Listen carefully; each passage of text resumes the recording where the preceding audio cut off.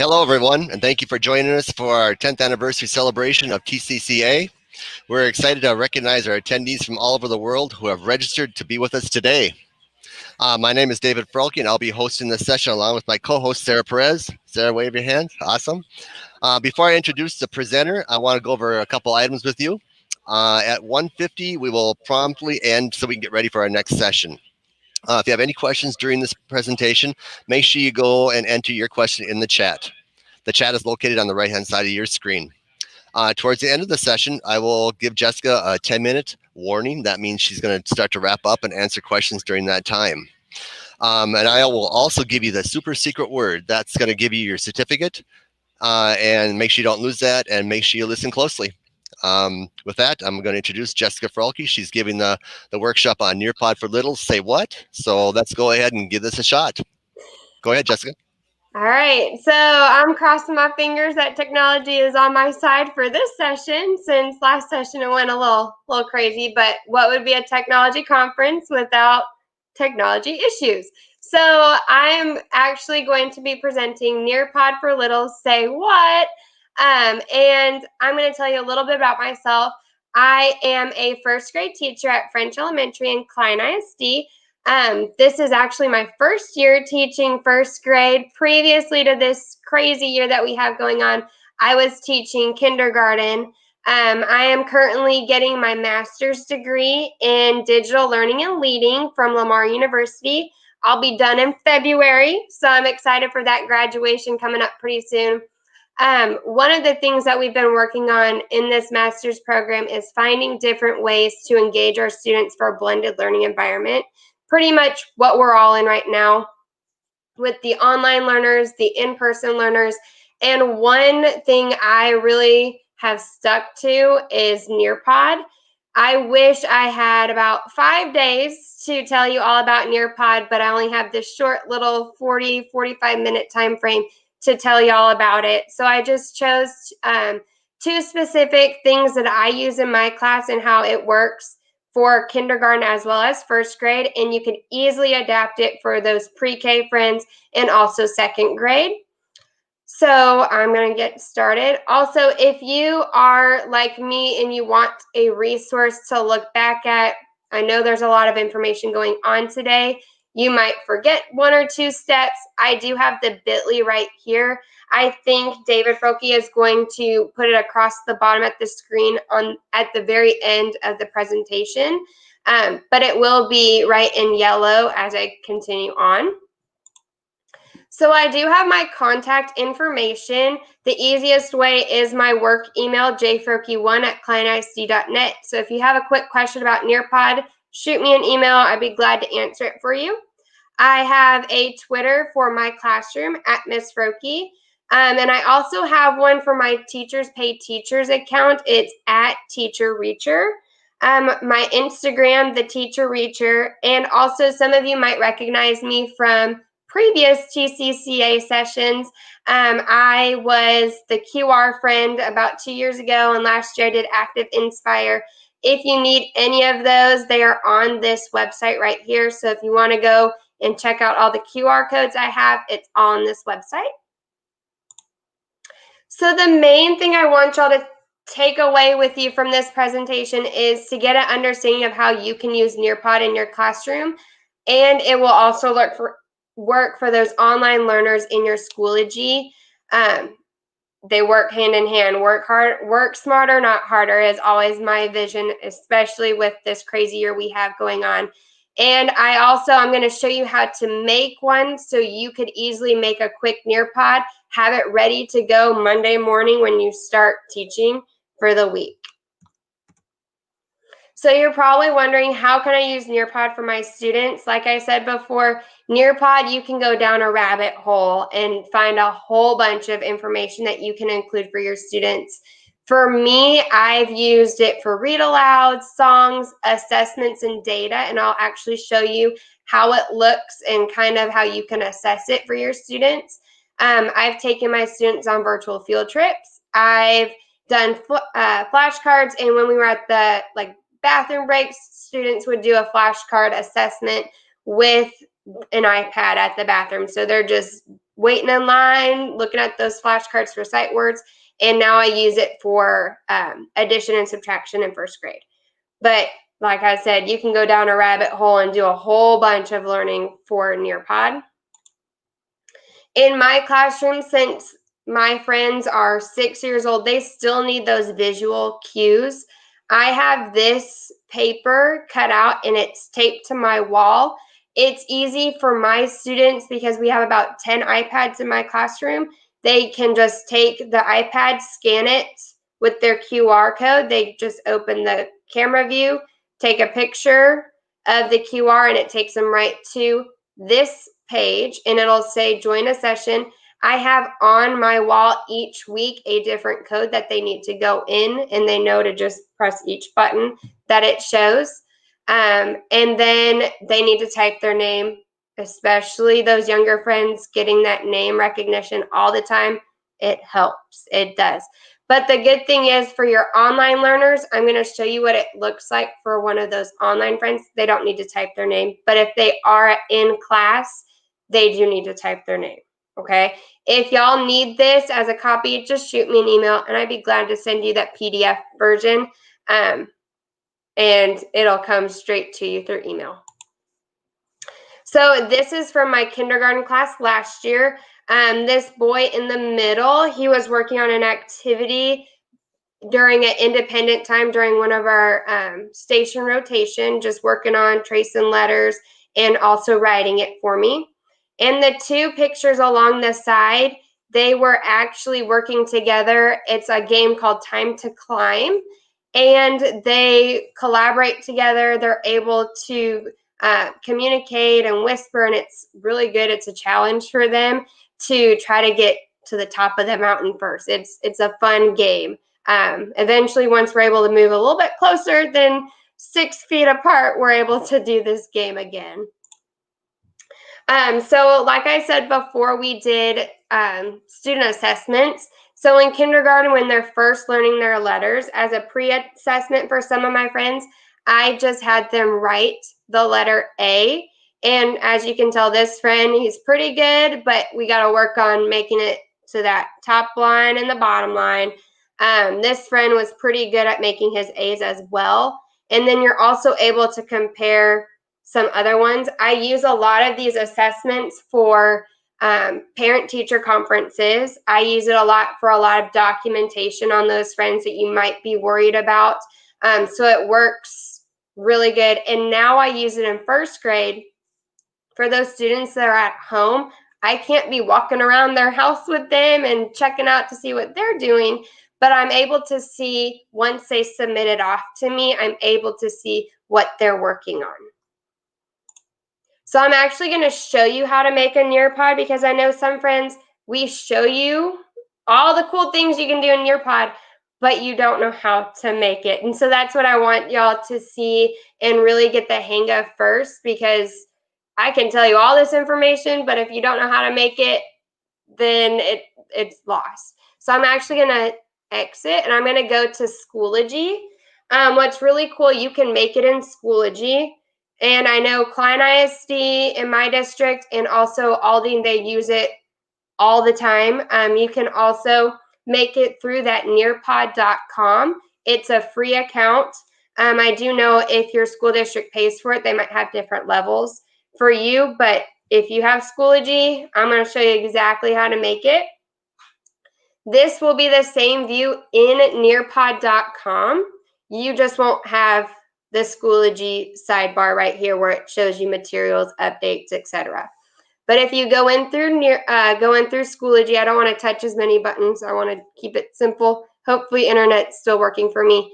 And along the side in one of your courses, you can click Nearpod. Once you click Nearpod, it pops up, and the same thing works when you have a nearpod.com. You'll see this whole screen right here. So what I do first, I click this blue Create button, and I click Lessons. You can do Google Slides. It doesn't work the best. There's actually a few more buttons you have to click, but it will work. But I do recommend using Lessons first before Google Slides. So if you click lessons, crossing fingers it works. And it is. So once you click lesson, I always title my lesson. I'm just going to click or write TCTA 2020 for my test. And then it saves just like a Google document or a Google slide. Once you have it titled and you accidentally X out of your document, you pull Nearpod back up and it's saved in there. So the next thing that you're going to want to do is click add a slide. You can click it on this top bar or this square. Either one will work and it will take you to the same place. And the first thing that I'm going to show you how to work is a video. I use a lot of these videos for counting, read alouds. I know my PE department at my school, they use it a lot for, they pick some Jack Hartman videos for them to work out and exercise to, and they also record their own videos and they implement them into a Nearpod. So I'm going to show you how to work the Nearpod video. Jessica, I just want to remind you, no sound. Don't play No, any sound. I'm not going to play any sound. Okay, so okay, thank you. No. So you want to make sure it's content and you see video. When you click that, there we go. You can click a Nearpod video, one that's already been uploaded into Nearpod. You can upload a video that you have saved to your computer. And you can also upload a video from your Google Drive. So if you create a video recording and you want to put it in your Nearpod, you can upload that. But I'm going to show you through YouTube. And for my sake, I do math, so I'll do counting to 100. So that's one of our standards that we need to do. And oh, I like this video. I'm going to click it. I'm not going to play it because YouTube, all that, I don't want this whole thing to be shut down. I'm just going to click the video. I already know this is the one I want. And I'm going to click this blue button, save, at the bottom. When you do that, it's going to add your video. You can trim your videos. So I know that some videos in YouTube might say, please subscribe. You can slide it on over and trim it. So then they don't have to hear, please subscribe to my YouTube channel. Or if it doesn't start at a certain point, you can just move it over as well.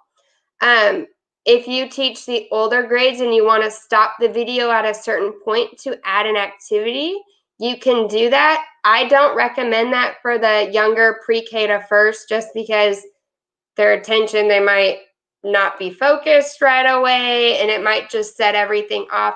Just let them listen to that video and then add your activity for them. So once I have my video selected, I trimmed it up so I don't hear the please subscribe to my YouTube channel. I'm going to click save. And once I do that, it's going to say up at the top, or it should, it would. But I know it would say it's been added. I think that was a previous slide actually. But it does have my video right here. So I know it's been uploaded and into my Nearpod. So I'm actually going to show you one more time, but with a read aloud to show you that it's the same thing. So you'll click add slide and you'll click video. Make sure you're on the content tab, add video. And just like a little song, I want to do a read aloud. So I'll click YouTube and I'll just click Pete the Cat. I like this one. I know that one's the one I want to do. If you are not sure on a video, you can play it. But for this session, I'm not going to play it. And then you click save. And then I believe it says, yes, the video has been added. So you know that it's been added into your session. And then I'll trim it. Okay, cool. I'll trim it. Make sure you click that trim so it saves at that point. And then click save. And then it goes right back to your Nearpod session that you're creating. And you can just see it. If you want to move it over, you can do that as well. It's just like a PowerPoint, like a glorified PowerPoint in a way, where you can move it around. Another thing that I'm going to show y'all that I think works really great is the Draw It feature. So I'm going to show you, you just click Add Slide, and instead of Content, you click Activities. Before I go on to the Draw It feature, Time to Climb is a great one to use, especially for your in-person friends. And it works really great for those pre-K to first grade, sometimes second grade. It gives them a challenge. They're able to work with friends in their class. The only reason why I say it should be in person is because it has to be a teacher-led Nearpod. It can't be a student-paced. Also, you can create a Flipgrid inside your Nearpod. I know my music department at my school uses Flipgrid for students to submit assignments through there. You can do a quiz, and what's great about a quiz for those younger friends, you can have the word and you can have a picture as a choice. So if you want them to sound out the word cats for those CVC words, you can have under the pictures a dog, a cat, or a can, and they have to sound out that word and match that word to picture. But I'm actually going to show y'all the Draw It feature. This is the one I like the best. This is hands down my favorite. You can use it for everything. So what I do is I click this upload background image, and I click this top bar right up here, and for some of my friends for science and social studies, I type writing paper, and what pops up is a whole bunch of writing paper from Google. I click the one I want. I want the white space and I want the lines. So I'll click save once I figure out the picture that I want. And it will pop up right on this screen. I'm able to change the size of it so they can have more drawing space, or if I want them to have more writing space, I'm able to change that as well. Once I see, yep, this is the size I want, this is my template that I want, I'm going to save. Always make sure you save at the bottom. And it pops right up. But there's also another feature, a part of the Draw It activity that I have my students do. So I'm going to show y'all one more time with this other feature. So I'll click Add Slide. I'm going to click the tab Activities and Draw It. So for this one, I'm going to click my writing template as well. You can also upload blank slides for your students, like blank JPEG pictures, and it can be an orange slide or a purple slide, whichever slide. But if you just want a quick activity, or you don't want to make anything, you just want to look on Google, you can do that as well. It makes it a lot easier. So once I have my template and I move it around, I'm going to click this little upside down caret, or this caret right here. It's not upside down, it's a V. I'm going to type the directions for my friends that can read at this part. I'm going to write about your weekend. And then what's cool, because you might have some friends in those pre-K to second grade that still need to hear your voice and hear your directions, you click this square right here, the Add Media, Video, or Audio Instructions. When you click that, you can add an image if you want to have another version or a picture added next to it. But what I like is this audio recorder. If I click that, I can't record anything at this moment because I am live with all of you, but you can click this red button, that microphone, and tell your directions. Write about your weekend. Listen to it to make sure it's that sound of a voice you want to have. And then you click save. Once you do that, it will pop up right here for when the students are able to access this Nearpod. They can click your voice and they can hear it 5, 10, 20 times if they need to, because we all have those friends that just like to hear those directions just a little bit more than others.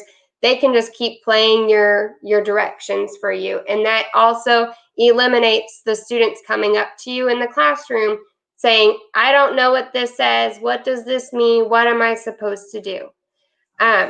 So that eliminates one little thing that you might have going on. Just record your directions for your students. Once I have all of that, I click save.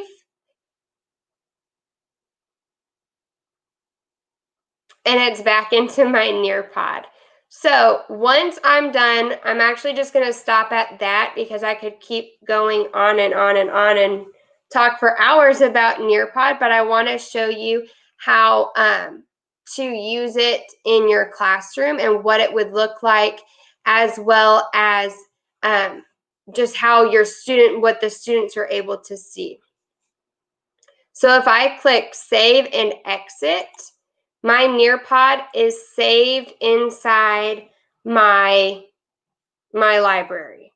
So now that it's saved into my library, I see it's that first one. I want to upload it into my Schoology. They work hand in hand. I know this works with Aldine and it works with Klein. If your school district uses Schoology, you can use it as well. You are also able to use it with Google Classroom, and I will hopefully be able to show you that in just a second as well. So first I'm going to show you how to upload it into Schoology, because if you make a Nearpod this weekend, it can be up and running Monday morning, ready for your students to work on. If you go, I'm going to go back to my math course. And I'm going to scroll. This is the first thing I want them to see after our Zoom meeting. So once they're done, I'm going to click that little bar. You're also able to click add materials, whichever one you want to do. If you click add materials, the Nearpod will be at the very end of your screen. If you click it right here, this is where it's going to show up in Schoology for your students. So I'm going to click that line. And on the side right here next to the little scroll bar, you see Nearpod. When you click that, it's going to load slowly, but it's going to load. It shows your library. It doesn't show anything else. It just shows your library. I see this is the TCCA slide I just made my Nearpod. Don't click it. I've gotten in a habit of being too click happy.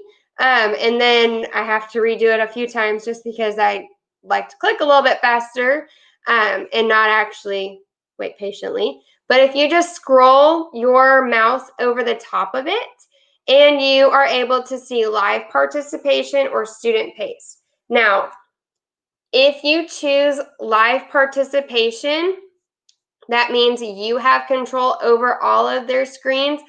I don't recommend it at all for your online students because they are probably accessing it from a different device. iPads work a lot differently than Chromebooks, and they all work a lot differently than a regular laptop. So I do not recommend doing live participation unless you have all your students in your classroom. That's the only time I would ever use live participation. I would always choose, and I still always choose student paced. That way the students are able to log in, get their activity completed, and then that gets sent off straight to me. So I always make sure I click that student paced. When I click student paced, it pops up right there in my Schoology. It pops right up. That's the second thing they see. If you want to reorder it, you're able to reorder but this is where I want it to be. Now I'm going to show you what it's going to look like on the student end. So I actually have a different Schoology account, one that I had to create for my master's. And I'm going to click my course in my math course that I'm enrolled in. And this is from the student side. So the students see my same Schoology account. They see all their folders, but now they see that Nearpod is that second activity for them to do. They click it. And since Schoology is already linked in with their name, since they have to have that single sign-in, I believe some schools use Clever. Klein uses the dashboard. It's a single sign-in. Their name is already on there. So they don't need to worry about writing their name unless for some reason it's not linked, but it should be linked on there. They'll click this join lesson. And the first thing that pops up is their video. It might take a second to load. I'm not going to play it just because I don't want this whole session to come down again. So I know this is my video since I have to play it. So they'll listen to that video, then they'll listen to another video I have, and then it comes up, hopefully, crossing fingers, it should be their writing activity. Should be. I'm going to give it one more second. It could just be loading, and it might not want to work, but I'm going to keep rocking and rolling and just let you know that it should be popping up on their side. And for right now, it's not wanting to work. But you're able to see if a student were to be writing what they did over their weekend, they're able to draw their picture and write their names, and then they're able to submit it. I'm going to let you know right now, I know it's not showing up on my screen. It's technology. Sometimes it doesn't always want to work for me. But when they see it on their screen, right at the bottom of their screen, it's going to be on that bottom right-hand corner. It's going to say save. Make sure you let them know that they need to press that blue save button before they press the arrow or that little triangle, or else you won't get documentation from them. It won't save. It won't come back to your end where you're able to see what they were working on, and then they have to redo it again. So make sure, I wish it was loading. It's not really loading at this moment. It is on that right-hand side. It does say save. And I'm going to refresh one more time. Let's see if it works. If it doesn't, I'm just going to keep on going.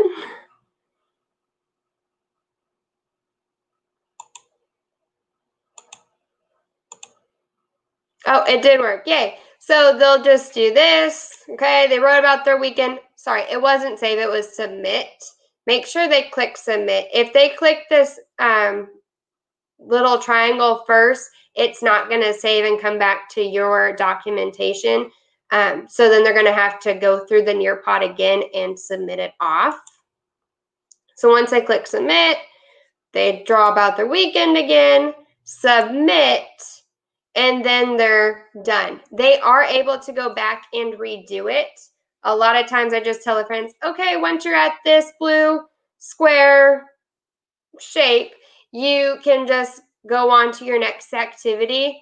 Sometimes I do have students start over. If I'm looking, I'm able to also look to see which questions have been answered, if they need to go back and kind of recheck some things.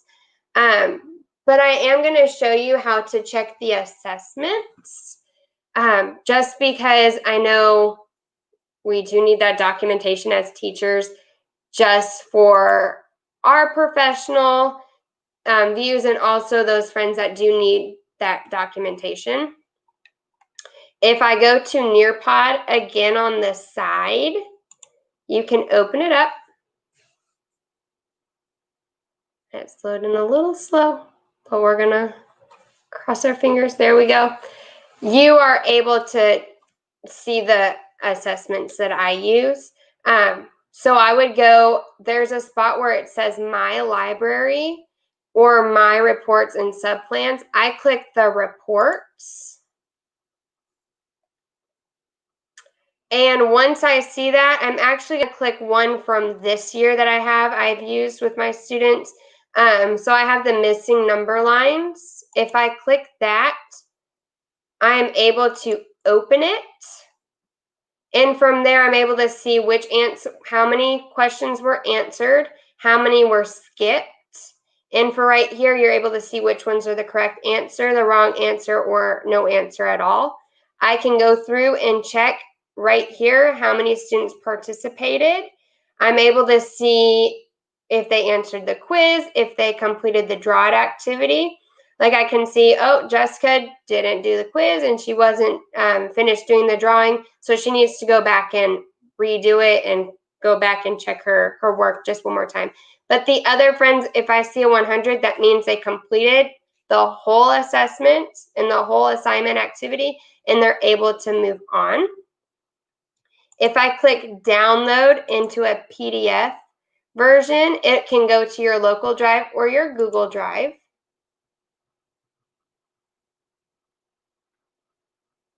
We're gonna cross our fingers.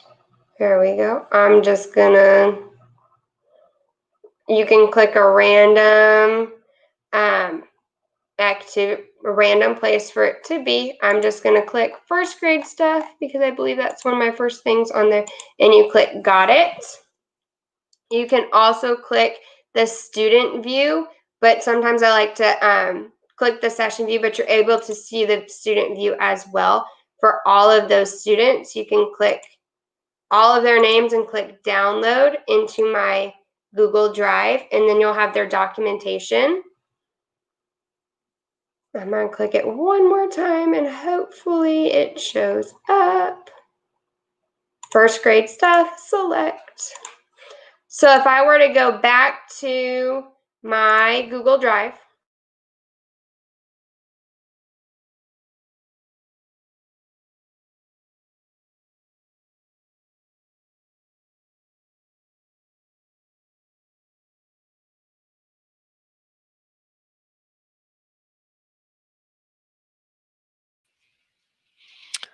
Okay, it looks like Jessica has some technical problems where she's froze up. I'm sorry.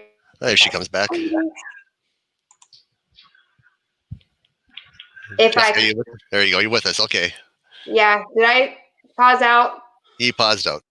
Okay. All right, so if they were in my folder, I can click this missing number lines and it will show me all of their student activities. It actually has 14 pages. I'm able to see if they got the right answer. I can see their writing right here, exactly everything that they wrote on these, on the Draw It feature. That is one way that I can assess how their handwriting is.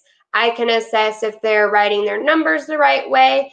I do have a few friends that are, that do have a few special educations and all that stuff. I'm able to use this as documentation into their folder. It also works great for your in-person friends because they do need that extra practice for writing as well. And it also reinforces what you're learning. So you're able to go through the entire folder. And you can do one student at a time, or you can do the entire class. I only have a few because those were my just online friends that just had to do a quick assessment for me. But I'm actually going to show you one more thing on here that I think is really great. So that was your assessments.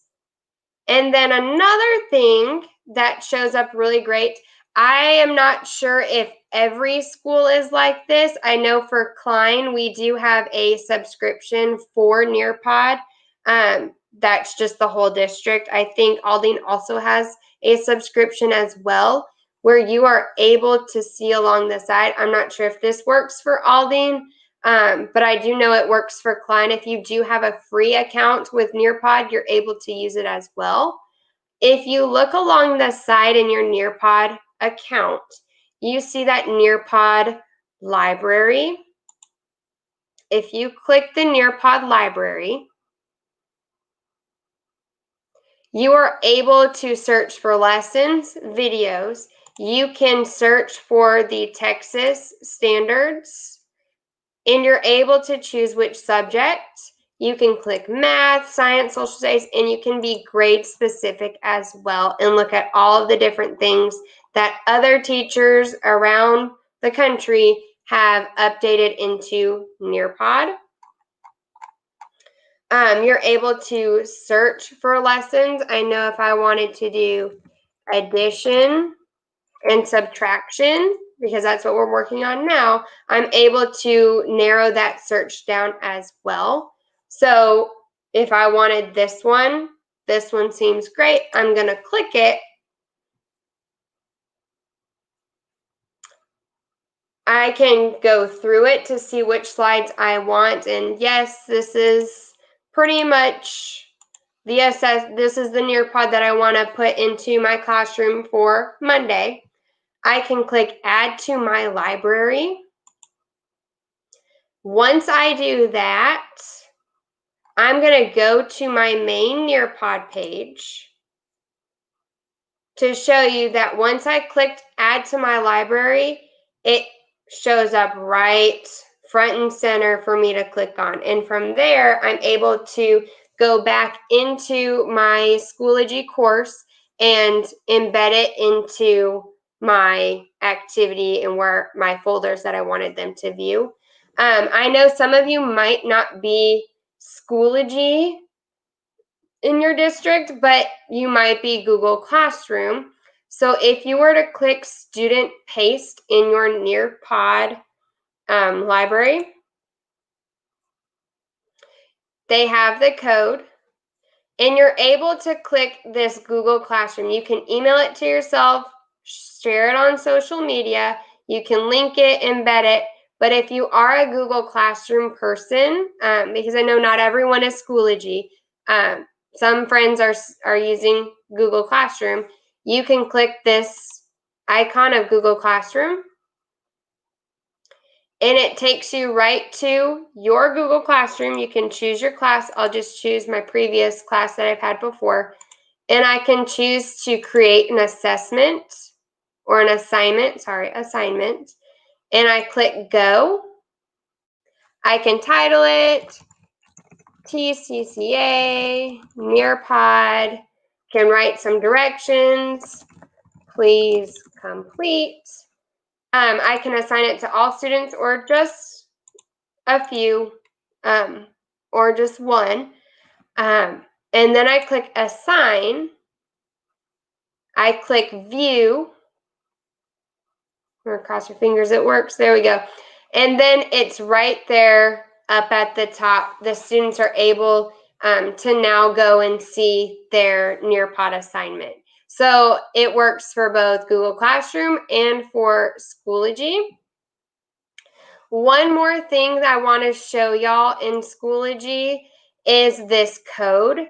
Back when I showed a previous picture and it had the QR code, I'll actually go up to show y'all. When I had this screen, I had this up in my classroom. Since my students in my classroom on the iPads, it's easier to go in through a QR code. I have them type in a code. So in this middle section right here, once they're onto the student view and they're ready for that code, that is where this code right here comes into play. They do have to type it in correctly. I am not sure. I don't think it has to be all uppercase. The friends have been able to get in for lowercase for my iPads. Some iPads might be a little touchy-feely when it comes to typing in, but at my school, we haven't had any problems with that. But if they type in this code directly into their Nearpod, it will prompt them to type in their name.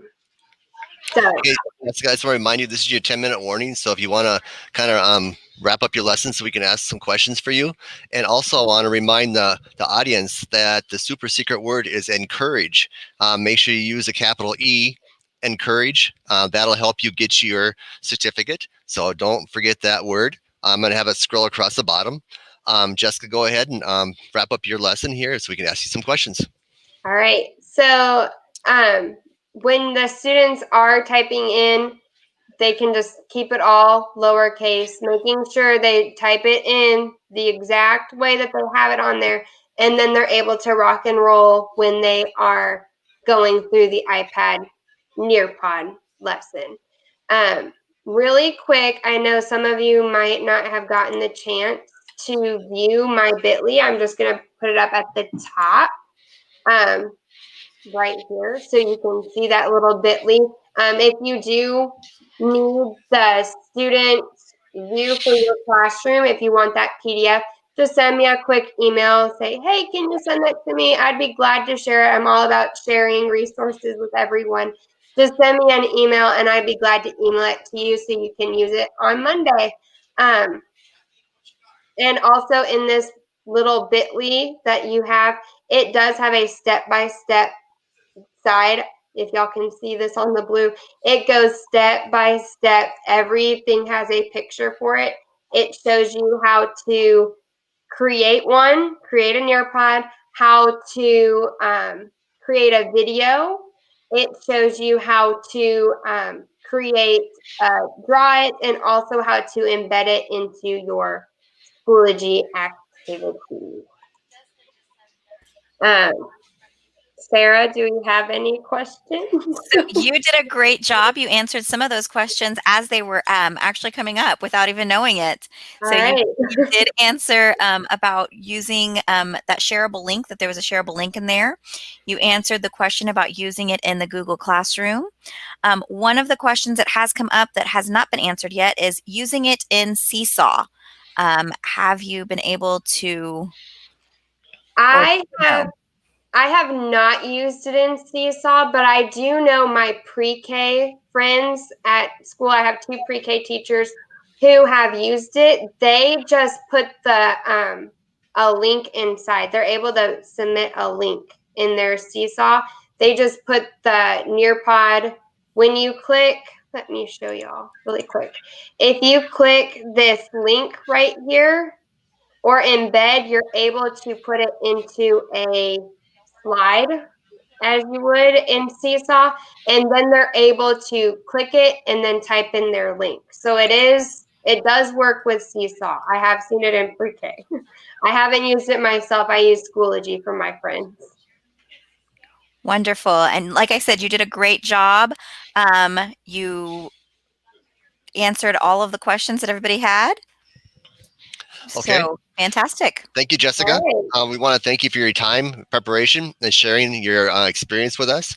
Attendees, don't forget the secret word of the day or for the session is encourage. Make sure you have a capital E for encourage, and that will get you your certificate. Don't We forget. have one more question. Sorry. Go ahead. There is Ms. Kirkpatrick is asking. She says that she's currently using Nearpod, but wanted to know about the Google Slide. So, Ms. Kirkpatrick, are you talking about creating your Nearpod in Google Slides?